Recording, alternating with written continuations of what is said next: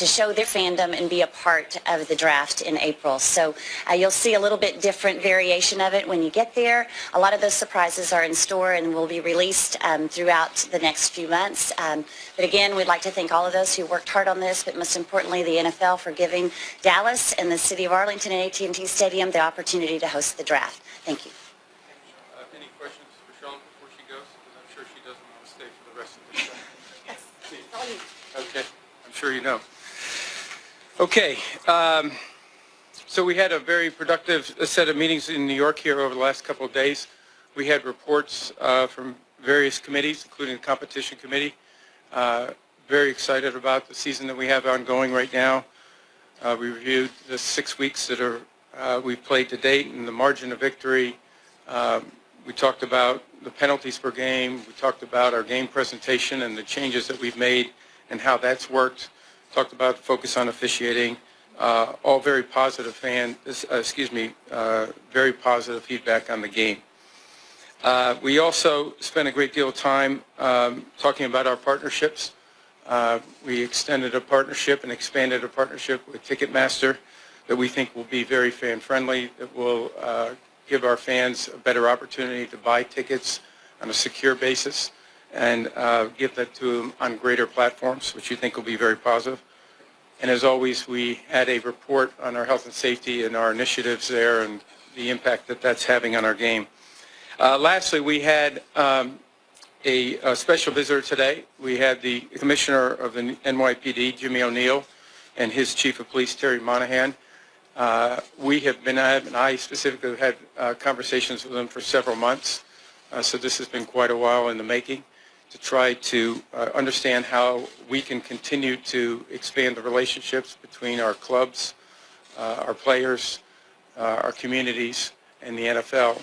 And he was very helpful in giving us insight into what their initiatives are here with the NYPD, initiatives that are going on in other parts of the country, of which I saw firsthand down in Miami as an example last week and saw in Philadelphia recently. The relationship between the players and our communities and our law enforcement is very important to us. So that was very helpful. And yesterday, as you know, I made a brief comment about, came down to see you. I'm sure there'll be more questions about our meeting with the players and owners yesterday. We also spent a great deal of time with our owners alone today, discussing our efforts with our players. I would tell you that there's a great deal of support for the efforts that our players have identified. Not only support, but a recognition these are important issues for our communities. They're American issues and certain things that we really want to, as clubs and as the league, want to not only support but also be a part of and try to help lead with our players. I think those are the key issues. I would tell you, though, just on one other issue that we spent a great deal of time talking about this morning was how much we believe everyone should stand for the national anthem. That's an important part of our policy. It's also an important part of our game that we all take great pride in. And it's also important for us to honor our flag and to our country, and we think our fans expect us to do that. And so that is something that we continue to focus on this morning, but really talking a lot about the opportunity that exists with our players to try to go and really make a difference in our communities in a positive way. So I'll let you take questions.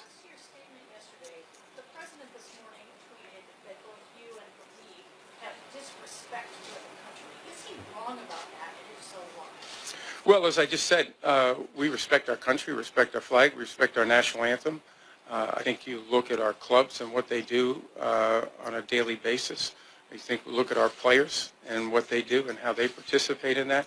We all feel very strongly about our country and our pride, and we're going to continue to do that. How come you allowed the president to bully the National Football League on January 8, 2015, on May 11, he himself expressed support for flag burning? So it doesn't make any sense. Well, listen, I understand we're focusing on what we can do and what we should be doing as an NFL.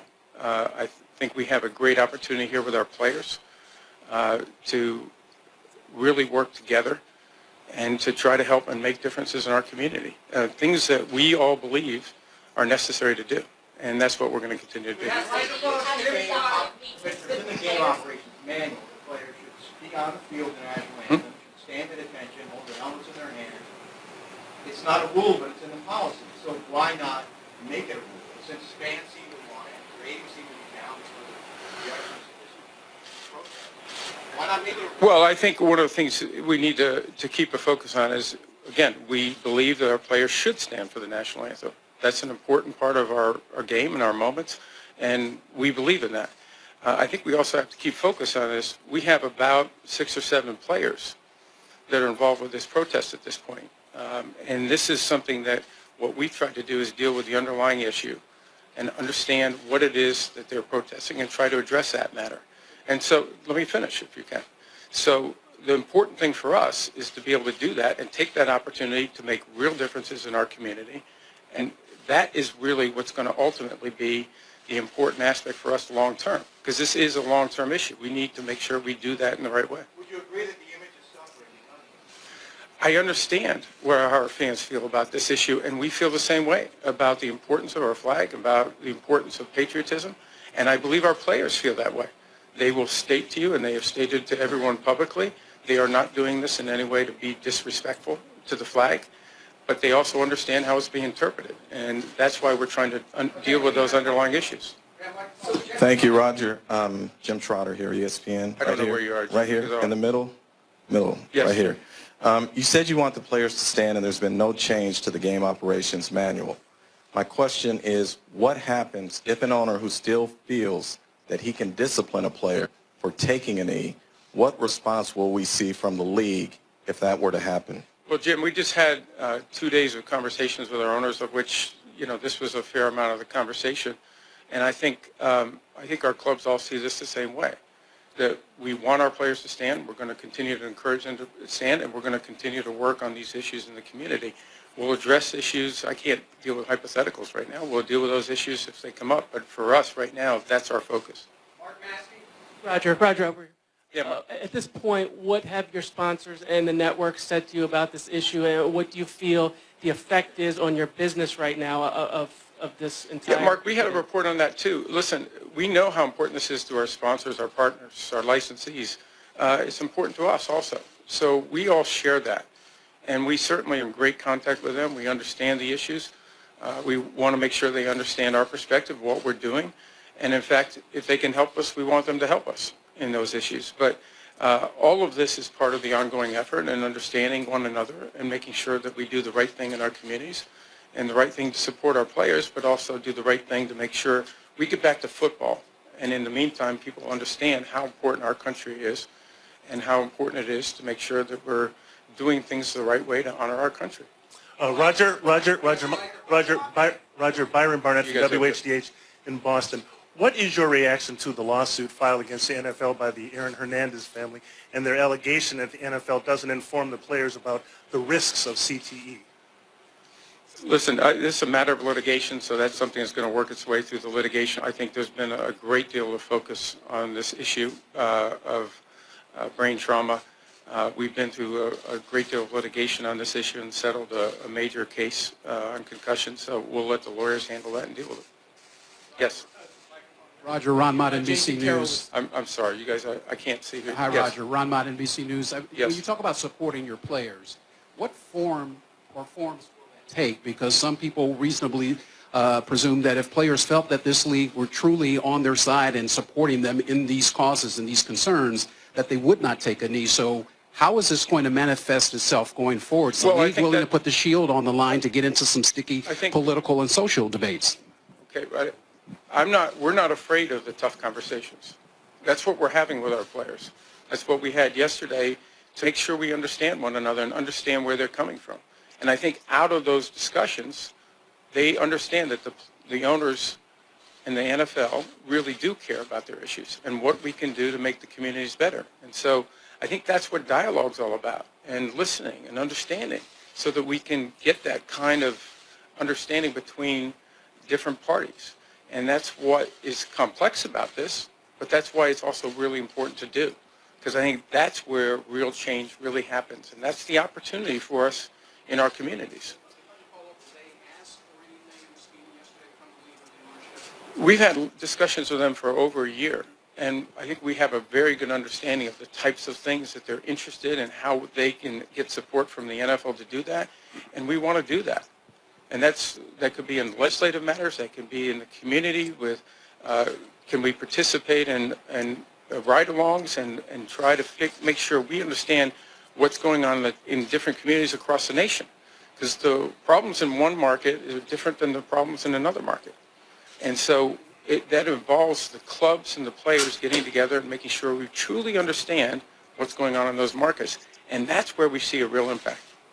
All right, Roger Connell, McShane with the Fox Business Network. And I do want to ask you a business-related question to the league. One of the things we've seen in the polling this week, Gallup had numbers that showed the popularity of pro football started to come down, but they also show there's a big political divide, whereas, Republicans identifying as pro football fans down 15%, Democrats only 3%. So it doesn't directly speak to the end of protests, but what's your reaction to those numbers, and what, if any, steps can be taken to reverse that trend?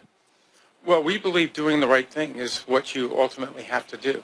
And I think listening to our players, understanding our players, trying to address those underlying issues, and making our communities better is where the real opportunity is.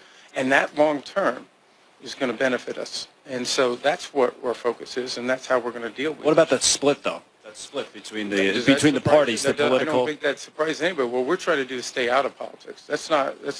We're not looking to get into politics. What we're looking to do is continue to get people focused on football. Commissioner, people come. Commissioner, you've been talking about. You said. Yes. Ma'am, just a second. Thank you, Commissioner.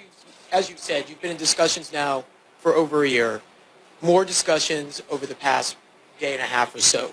Realistically, can you tell us and tell the American people how closer you are today to resolving this? Well, I think the fact is that we have about a half a dozen players that are protesting. We hope, and we're going to continue to work to try to put that at zero. That's what we'd like to do. But we want to make sure that we're understanding what the players are talking about, and that's complex. And we've taken the time, I personally have taken the time to go on those ride-alongs and to go and figure out what are the things in our communities that our players are expressing. And our clubs have a much better understanding of that from the meetings over the last several weeks, to hear directly from those players and do the tough work to try to understand what is it we need to accomplish together. And that's what I think is really the opportunity and what's really happening. So, yes, Judy, I see that. I can't hear you, Judy. I'm sorry. Roger, did you come out of the meetings with the owners with an understanding that teams that have indicated they would discipline their own players for not standing will not discipline them? No, we didn't discuss that. It wasn't necessary. We had a real focus on making sure that all of our teams understood the kind of dialogue that took place, the kind of things that they were interested in getting support from them. And there was complete support for the NFL, each club supporting their players, and continuing the dialogue that they've had on the club level. I would tell you there's unprecedented conversations and dialogue going on between our players, between our owners, between our club officials, between the league, and that is a really positive change for us, and we think ultimately is going to pay dividends. Productive meetings with the players. You personally, do you understand what they're protesting, and can you explain your understanding of that? Yes, they're very clear about it, and they're actually incredibly knowledgeable, articulate, and they've spent the time to go into the communities and talk about that. And so they really, truly understand it. They're talking about criminal justice reform, whether it's bail reform, whether it's talking about sentencing, mandatory sentencing. They're talking about changes that I think will make our communities better, that there is bipartisan support for across our nation and that need focus. They're talking about what we can do to support them to effectuate that legislative change. And that's, again, very, very positive. They're talking about equality issues, making sure that we're doing everything we possibly can to give people an opportunity, whether it's in education or economic, and what we can do to try to effectuate that. And we believe with the players that we can help them, we can support them, and those are our issues, national issues, American issues, that are all important to deal with. Was there? Roger. Roger, hey, two-part question here. Number one, have you You're communicated? taking two questions? Do you mind? Have you at all communicated with President Trump? Do you have any plans to communicate with President Trump? Second question is a football question. Pace of play. How happy are you with just the fact that it seems like the games are going quicker this year? Yeah. I have not, to your first question. To the second question, we're very pleased with the pace of game changes. We've seen, in particular, what I call the double ups, and that bother me so much on the commercial format. We've seen, I think it's close to a 90% reduction in that this year, which I think is good for our fans. I think it's good for the experience of watching an NFL game, whether you're in the stadium or on television or on another platform. And we said all along this wasn't about reducing the length of games, it was the pace of the game. And so the 40-second clocks, as an example, that we put in after the point after touchdown and after the touchdowns have had a real impact. Centralizing replay and bringing the Surface tablet to the sideline so the official can do it. All of that's sped up what we consider downtime, time that's not, we don't believe is attractive to our fans. So we're happy with it. It's only 6 weeks ago, a long ways to go, but we're continuing to see what we can do to keep pushing that because we believe that's good for the experience. Okay?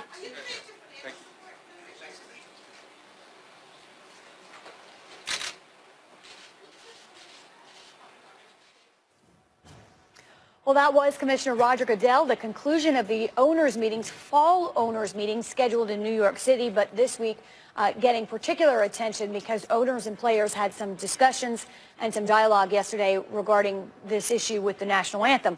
Dan Graziano joins us now. Dan has been in New York covering this situation as well and is back with us, having heard what the commissioner had to say. Let's just start with a general reaction, Dan.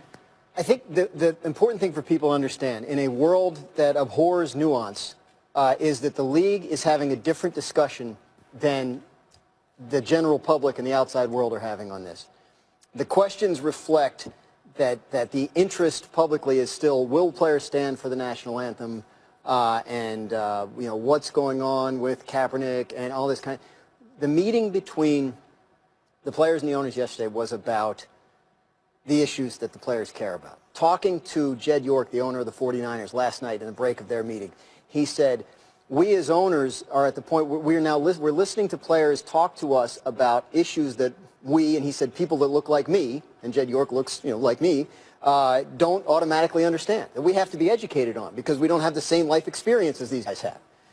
That's an important perspective for the owners to have, and the fact that the league is taking that perspective, I think, is the most important part of this story of the last couple of days. If anybody ever wondered what the protests were for, you have players sitting across a negotiating table from NFL owners yesterday talking about social issues. You have the National Football League supporting a criminal justice reform bill in a letter to Congress. If anybody wondered what these guys were taking a knee or putting their fist in the air for, these are your answers. And I think when Roger Goodell is asked, about players standing for the national anthem, and he says we want all players to stand for the national anthem, what is not being said is we want all players to stand for the national anthem. We're not going to order them to do it.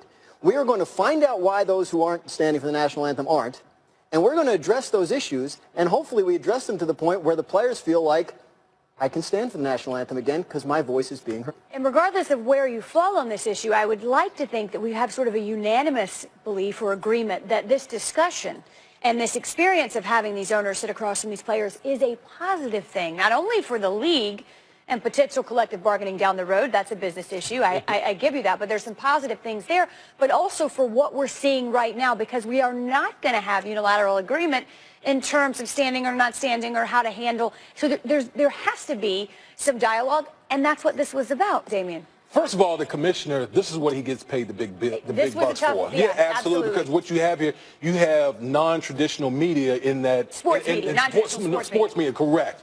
So he's getting hammered from a lot of different angles.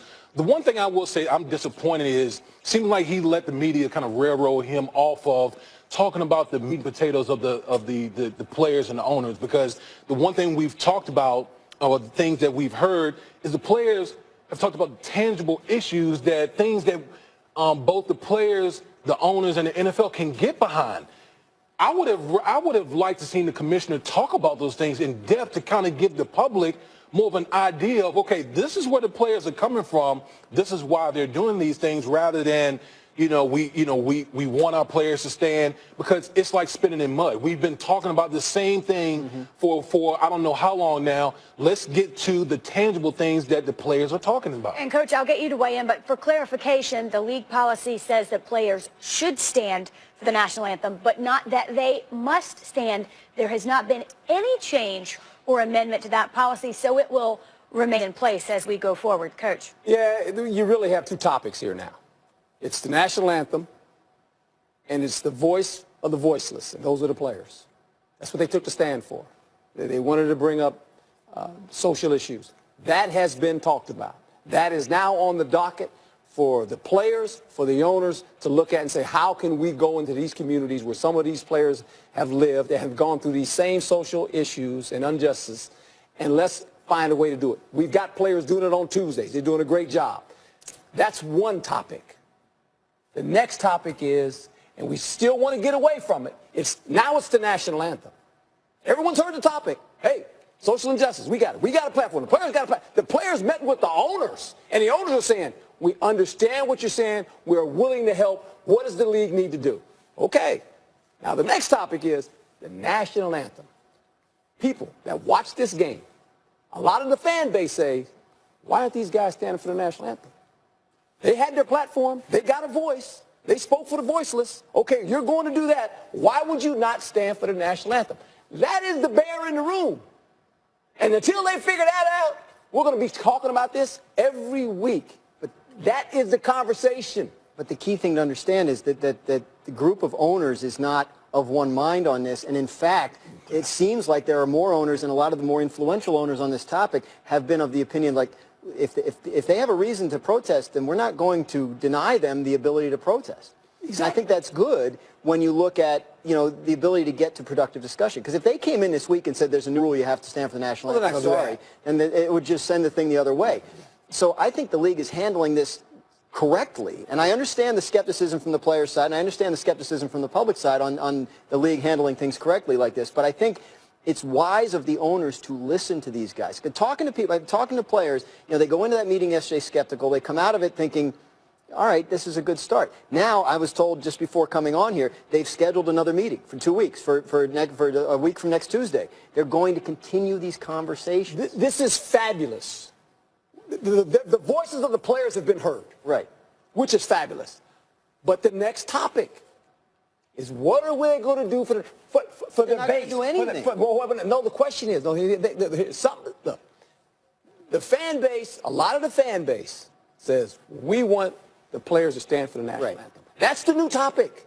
So that's going to have to be a conversation with the players, because this is business. But the league's answer is, the question often comes, what do you tell your fans? And, I mean, it doesn't matter what you tell your fans if your fans don't want to listen to the answer. The answer is a complex one, and it is, no, we're not going to tell them they have to stand. We're going to find out why they're standing. We're going to see what we can do about the underlying concerns, and ideally we'll get to a point where that's a much more powerful thing to sell to the general public than we ordered our players to stand and they stood. Look how much power we have as a league. I think it says a lot more about the ability of the league to actually operate in this space in a productive way, that they're doing it the way they're doing it. I know one thing, if like you said, and I'm coaching, you were a player, I know a lot of players in the league. You go out there and you tell the players, oh, you got to stand.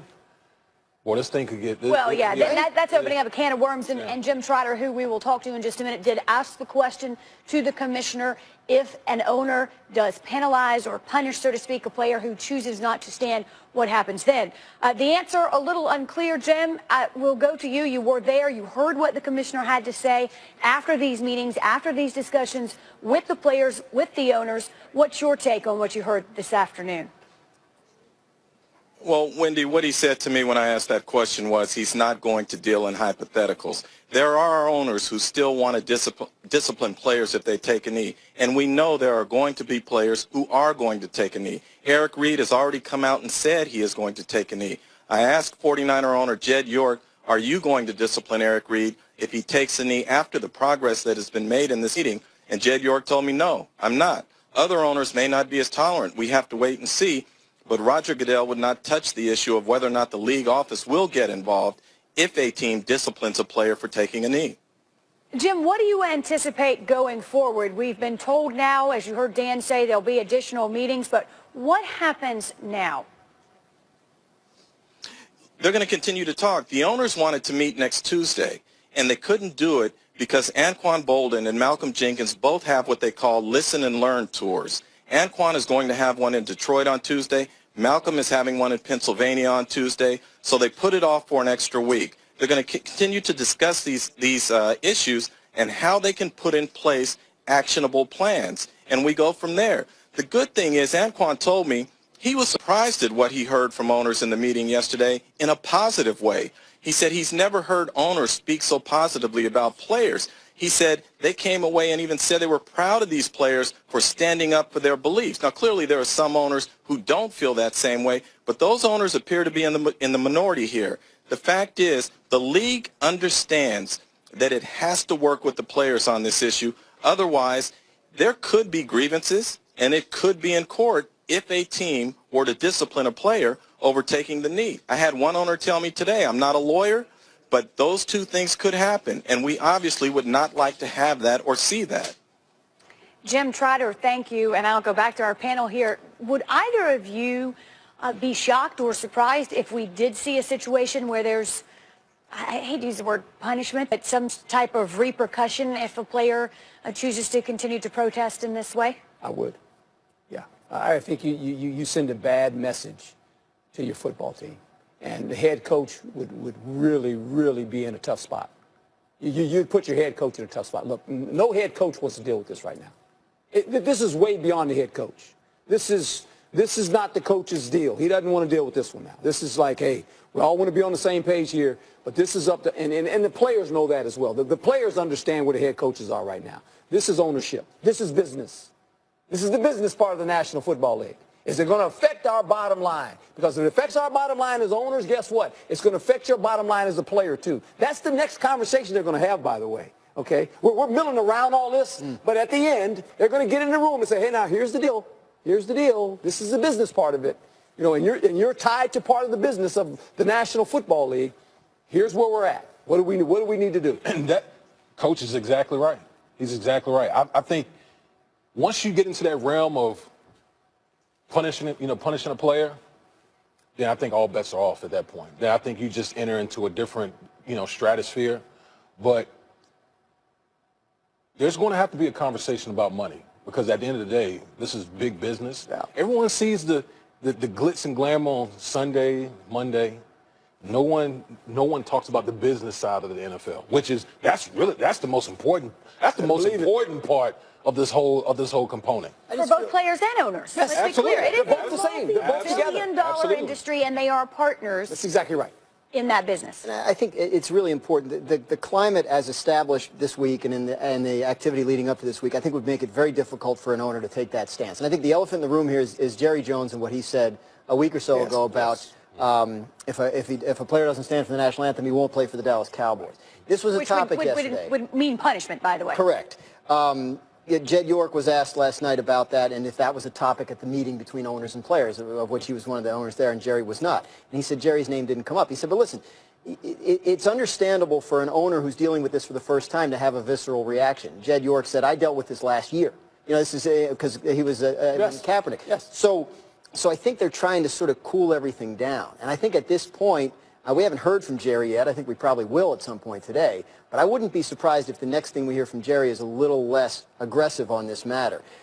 I also talked to Shad Khan, the Jaguars owner, who was in the meeting with the players. And he said, the players are deciding that the right thing to do is to stand for the national anthem. Again, it gets to this issue of let's give them a reason. Those who are kneeling, let's give them a reason to stand back up, not an order to stand back up. Right. And I think that's really important. And the league's decided to operate that way. Again, I think it is good for their business because you're absolutely right. Giving an order would create a more contentious atmosphere. And this is a chip the players can use. If they come together and realize we wanted to build a platform. We were the voice of the voiceless. We spoke for all those people that cannot speak. We had this platform. We've used it. Now we have a voice. Okay? Now let's come together and go, okay, we got a voice. Now what are we going to do? It could be extremely good for the NFL's business. Yeah. If the NFL's potential fan base feels like the players are involved. I mean, this that there's potential to come out of this They have an much opportunity. stronger as a league. The league is already stronger by the fact that they've met with the players. Correct. And the league, think about this, the National Football League now is going to invest themselves And they're communities. tremendous resources. Yes, in communities. And speaking about social justice, That's not something big. that's going to bring them back revenue per se. No. But to put themselves out there in something that can be controversial. Yes. Which is, to me, that's a huge step for the league. But also, to Dan's point, can give players a reason to stand. Right. Yes. Hey, this was the point. There's been reaction. There's been positive steps taken. I said I wouldn't stand up till something good came of this. Something good came of this. It'd be a win-win for everybody if we handle it right. It can be. Obviously, owners were in New York. They were there collectively for these owners' meetings, came together with the players. Those meetings